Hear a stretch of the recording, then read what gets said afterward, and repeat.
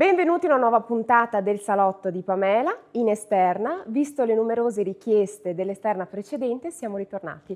Questa volta però in diretta abbiamo Gioia insieme a noi che andrà a intervistare Valeria Pilla, fondatrice dell'agenzia matrimoniale Club di Più, con oltre soprattutto 30 anni di esperienza in cui realizza il sogno degli innamorati. A te, Gioia, la linea. Oggi siamo a Mestre, in via Cappuccina 17, con Valeria Pilla, fondatrice del Club di Più, un'agenzia matrimoniale che da oltre 30 anni aiuta le persone a costruire relazioni serie e durature. Club di Più nasce nel 1995. Qual è stata l'intuizione iniziale? Allora, io ho fondato Club di Più perché mi sono separata dopo 12 anni di matrimonio, mi sentivo in un mondo diverso che non conoscevo e continuavo a incontrare persone in discoteca, alle feste, insomma con gli amici, però tutte persone che volevano una serata e basta. Io invece avevo 3 figli, volevo una relazione seria.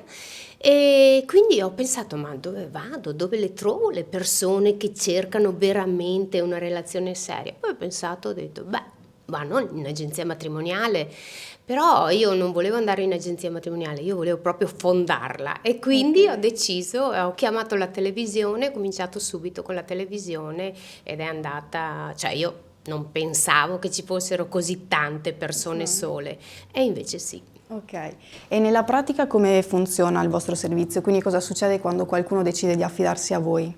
Ecco, grazie alla nostra comunicazione le persone ci vedono o in internet o in televisione o ci sentono in radio, chiamano perché sono curiosi, vogliono capire appunto come funziona. Noi chiediamo alcuni dati sommari al telefono per capire se ci sono persone che corrispondono. Controlliamo, se ci sono persone fissiamo un appuntamento in ufficio perché noi vediamo tutte le persone che poi mettiamo in contatto per essere sicuri che la persona c'è, esiste veramente e con chi la mettiamo in contatto. Ok. E oggi esistono tantissime app di incontri. Secondo lei qual è la principale differenza tra un'agenzia come la vostra e queste piattaforme? La differenza è sostanzialmente una, ma è abissale. Le persone che si incontrano al Club di Più sono persone vere, innanzitutto, che già non è poco, sono persone libere, sono persone motivate e siamo sicuri che cercano veramente quello che dicono di cercare, perché è un servizio serio, noi supervisioniamo, controlliamo e quindi sappiamo che queste persone sono veramente libere e questo al giorno d'oggi dà proprio la sicurezza nell'incontro, in particolar modo per le donne. Ok, e in oltre 30 anni di attività come sono cambiate le relazioni e il modo di cercare l'amore secondo lei? Allora, le relazioni sono peggiorate perché sono molto più difficoltose di 30 anni fa ed è una cosa strana perché adesso sembra che la comunicazione sia dappertutto, invece è una comunicazione che rimane in superficie e proprio grazie a tutto questo sproposito di comunicazione molto spesso le persone barano, si presentano per quello che non sono, danno l'appuntamento, non ci vanno, insomma ecco, diciamo che la gentilezza, la serietà è un po' una cosa rara al giorno d'oggi e in questo senso le relazioni sono un po' più difficili. Più superficiali. Sì. E qual è l'incontro che le è rimasto più a cuore in questi anni, se ce n'è uno? Sono veramente tanti. Quello diciamo più noto, ecco, è una nostra iscritta quarantenne che si definiva femminile e femmina e cercava un uomo con un'auto di grossa cilindrata, la barca e l'aereo privato. E io mi sono messa le mani nei capelli, ho detto dove glielo trovo? E invece poi grazie a un annuncio che abbiamo messo in un free press, l'ANSA ha ripreso la notizia, l'ha riportata in tutti i quotidiani d'Italia e questa donna ha incontrato 6 uomini italiani, facoltosi, imprenditori, industriali, che avevano veramente l'aereo privato. Addirittura. Staranno a dirsi, non lo sapevo neanche io che c'erano le persone con l'aereo privato in Italia. E l'ultima domanda, avete già diverse sedi sparse in tutto il Veneto, Sì. Quali sono i prossimi obiettivi per Club di Più? State pensando a nuovi servizi o espansioni? Sì, stiamo pensando a un'area riservata per tutte le persone che fanno parte del Club di Più, perché come sempre noi teniamo molto anche alla alla privacy, e quindi vogliamo dare questo spazio che sarà ricco di contenuti, contenuti che servono proprio anche a migliorare le relazioni, e quindi daremo questo spazio in più a tutte le persone che entreranno a far parte della grande famiglia del Club di Più.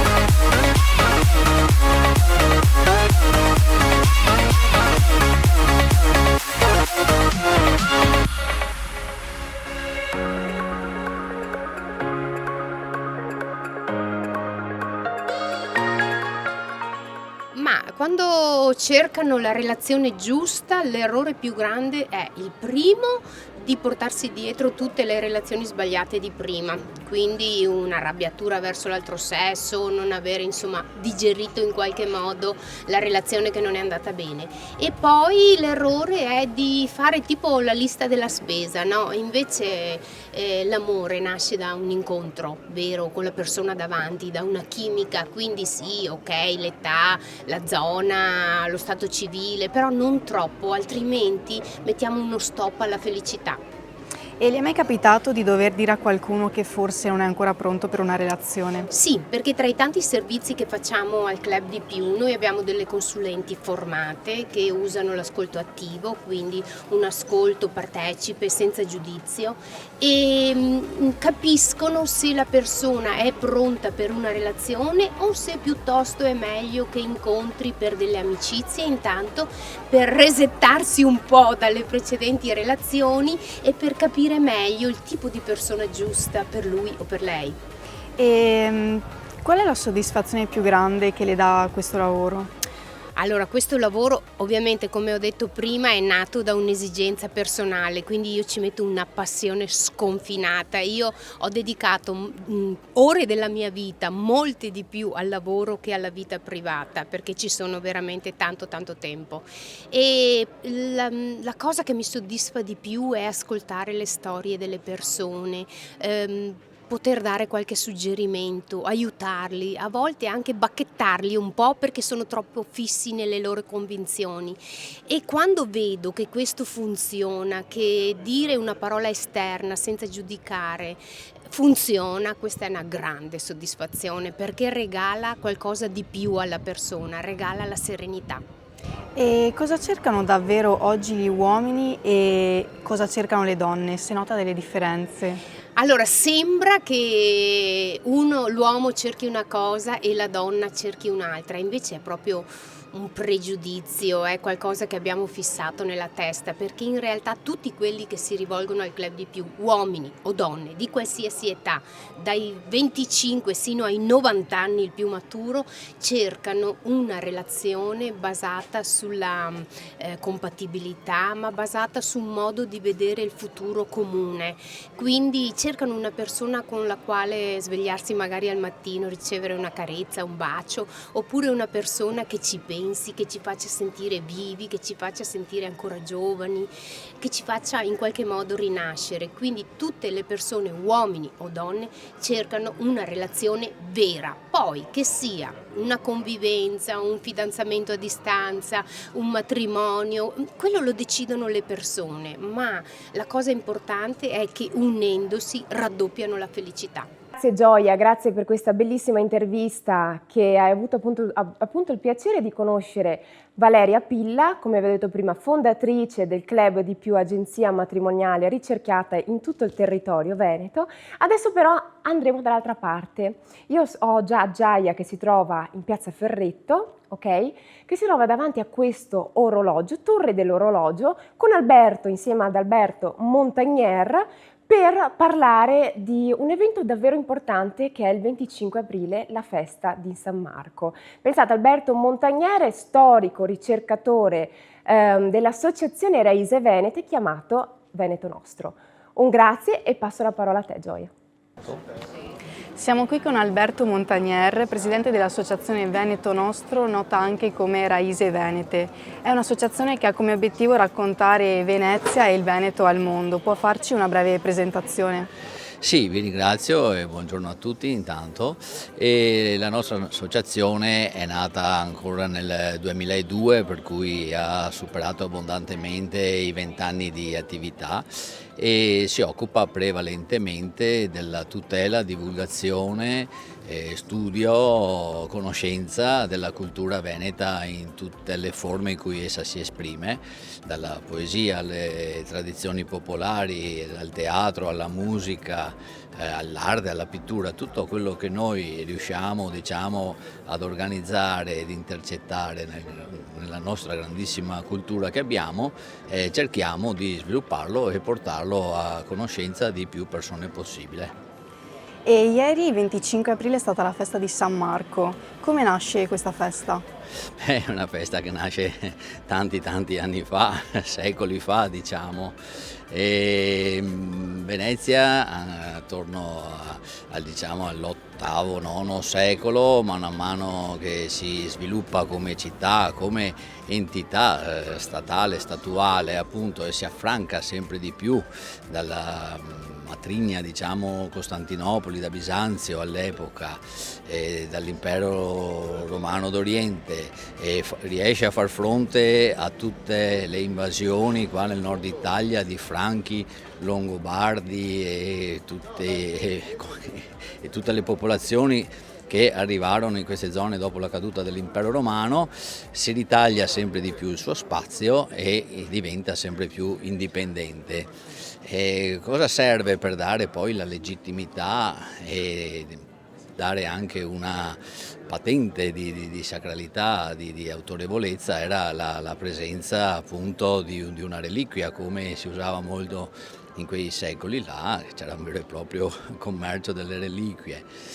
Venezia aveva un santo protettore che era San Teodoro, Sant'Odaro, che era appunto patrono anche, diciamo, un patrono dell'impero romano d'Oriente, di Bisanzio, ma ne voleva, diciamo, uno suo. Sceglie San Marco, diciamo, un evangelista, per cui partono due tribuni, Rustico da Torcello e Buono da Malamocco, e vanno ad Alessandria d'Egitto, dove sanno che c'è questo corpo dell'evangelista, evangelista che a suo tempo venne mandato da Pietro a evangelizzare queste terre. Venne verso Aquileia e fece naufragio nelle nostre lagune durante una tempesta. Gli apparve un angelo che si dice già fosse in forma di leone, che gli dice la famosa frase Pax tibi marce, evangelista meus, hic requiescam corpus tu, qui riposerà il tuo corpo. Proseguirà il viaggio poi per Alessandria d'Egitto, dove verrà martirizzato il 25 di aprile, nella data di ieri appunto. Ok. E poi la storia è lunghissima, se volete ve la racconto tutta. Beh, insomma, intanto volevo chiederle cosa rappresenta questa festa per i veneziani. Beh, allora, dopo questa storia lontana, il simbolo di San Marco fa un tutt'uno con la città. Non puoi pensare a San Marco senza pensare a Venezia e viceversa, insomma. La festa ha una tradizione anche, oltre che popolare, religiosa, come abbiamo visto. C'è la tradizione del boccolo, che si rifà anche lì a una leggenda, diciamo, di guerra di un certo Tancredi che va a combattere in Terra Santa perché non era nobile, doveva sposare la figlia di un nobile o addirittura di un doge, e muore in Terra Santa, e c'è questa storia che il suo sangue bagna un roseto bianco e lo fa diventare rosso, e manda il boccolo alla sposa, alla mancata sposa a questo punto a Venezia, insomma. Per cui c'è anche questa tradizione di regalare un bocciolo di rosa, il famoso boccolo, alla persona amata, insomma. Ok, e cosa si dovrebbe fare concretamente per mantenere viva questa ricorrenza nel tempo, secondo lei? Beh, guardi, intanto farla conoscere anche a molte più persone e anche da un punto di vista storico è giusto che si sappia quelle due parole che vi ho fatto così all'inizio come introduzione sulla storia di questo simbolo, perché dietro a quel simbolo c'è anche una coscienza di Stato, una coscienza di buon governo.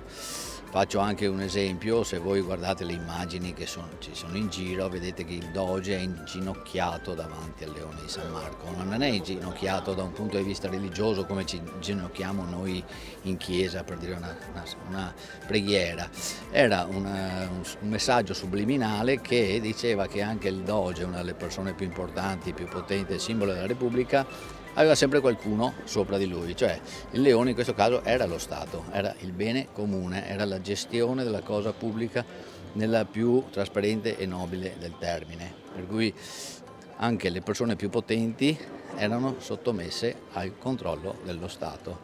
Per cui far conoscere questa storia non è solo così la storia romantica dell'innamorato che muore mandando la rosa, non è una cosa semplicemente religiosa come dell'evangelista, insomma, ecco, ma dobbiamo andare a vedere dietro cosa c'è a quel simbolo e troviamo solo cose positive. Queste sarebbero da far conoscere con la scusa di far festeggiare di più, così fa sempre bene festeggiare, siamo sempre tutti contenti, però metterci anche quell'aspetto culturale e di educazione civica che c'è dietro a quel simbolo là. Bellissima intervista, grazie Gioia, grazie Alberto Montagnier, noi ci vedremo qui questa volta, la prossima volta nel mio salotto, ti aspetto volentieri sia Alberto che appunto Valeria per conoscervi ancora più da vicino e noi ci vediamo ogni domenica alle ore 21 qui su Televenezia canale 80 e vi ricordo che il mio libro è acquistabile sia su Amazon che sui vari siti appunto delle librerie,